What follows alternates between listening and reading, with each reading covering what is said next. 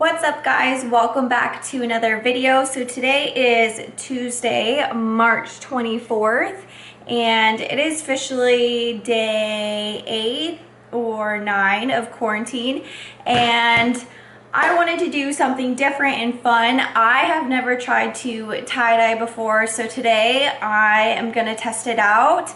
I've been looking at videos and ideas of what to do, and I think I want to try this ice method. It's supposed to be super easy, and I feel like it's pretty hard to mess tie-dye up. So I went ahead and ordered a bunch of very inexpensive items from Forever 21. So I have this kind of cropped holy sweater. I'm gonna try this one today. And then I also got this cropped pink sweater. This was like $5 on Forever 21. So I don't feel bad if I like mess these up at all. I have a little black super soft crop top. I want to try and do like a reverse tie-dye with that one where you put bleach on and then you add some more color. So I got a lot of black to try that out. And then I got this black t-shirt style crop top. I have a lime green top. And then I have a gray holy sweater, just kind of like the white one. I got a white tube top. And then I have a black tube top to try. So I'm gonna try and tie-dye these over the next week or 2 weeks or so. We'll see how it turns out, and then I'm gonna try some different methods. And then I went ahead and ordered a tie-dye set from Amazon. This was super inexpensive. I think it was like maybe like $15 or $20. So I have that. And then you also need like a little kind of like pan to collect any of the water from the ice, and then a rack. Okay, so this is what it's supposed to look like after with the ice method. I thought it looked pretty cool, so I want to try and replicate that. So I'm going to use this white holy sweater, and it says the first thing to do is to get it completely wet and then wring it out. So I'm going to do that right now.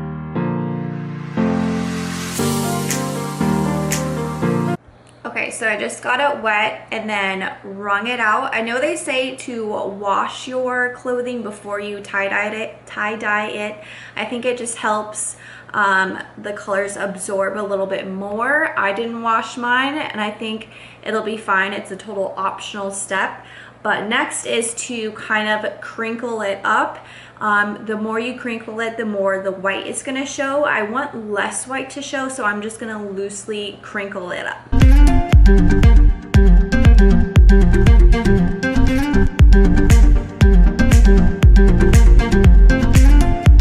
Okay, so I just went ahead and crinkled it up. I don't think it has to be perfect. I think the messier it is, the better. You just want to make sure that it's completely over your pan so that when the ice does melt, it'll leak into the pan and not all over your counters. So the next step is to grab your ice. I think crushed ice is a little bit better. I just bought ice from my local Walmart store, and then you're gonna just cover the shirt completely with ice.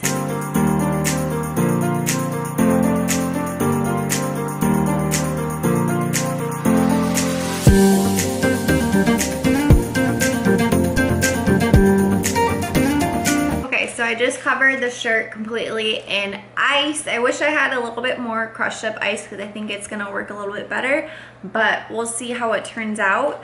Next you're gonna put on some gloves because now you're gonna actually put on the powder dye, and you don't wanna mix the dye with water. You wanna just keep it as a powder. There's not really a rhyme or reason to putting colors on there. Obviously you wanna make sure that you stay away from like purple and yellow mixing together because that's gonna make brown, and I'm just gonna kind of go wild with it. I am gonna try and replicate what they did too, just so I can make sure it turns out okay. So I'm gonna try and place the colors like this.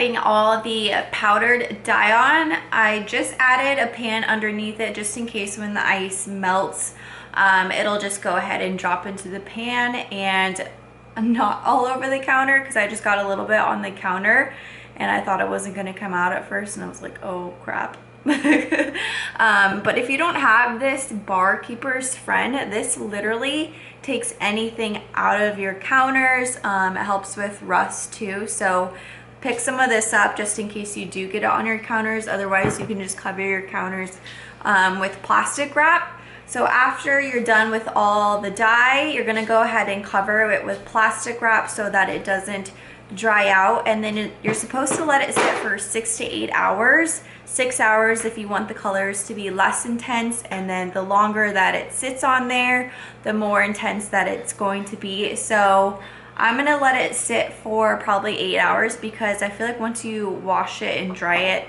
some of the colors are gonna come out anyways. So I'm gonna go ahead and wrap it up, and then it's just a waiting game.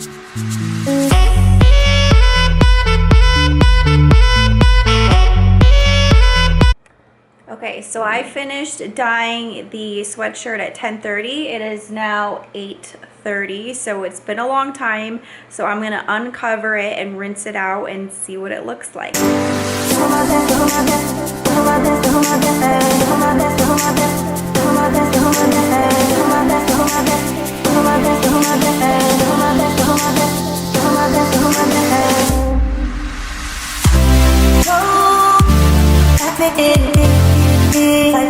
Okay, so I just rinsed it out, and that was so exciting. It looks so good. So tomorrow I'm just gonna wash it in the washing machine, dry it, and then it should be ready to go, and I will show you guys the final product.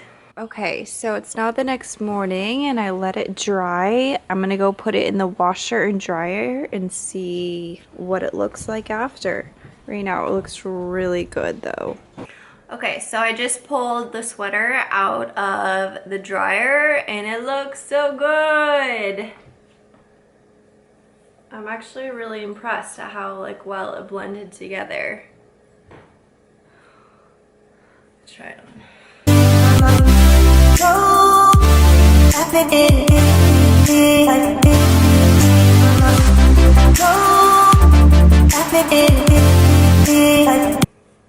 Alright, so that's going to conclude this video. I think I may try to do a reverse tie-dye. I'll do a separate video on that.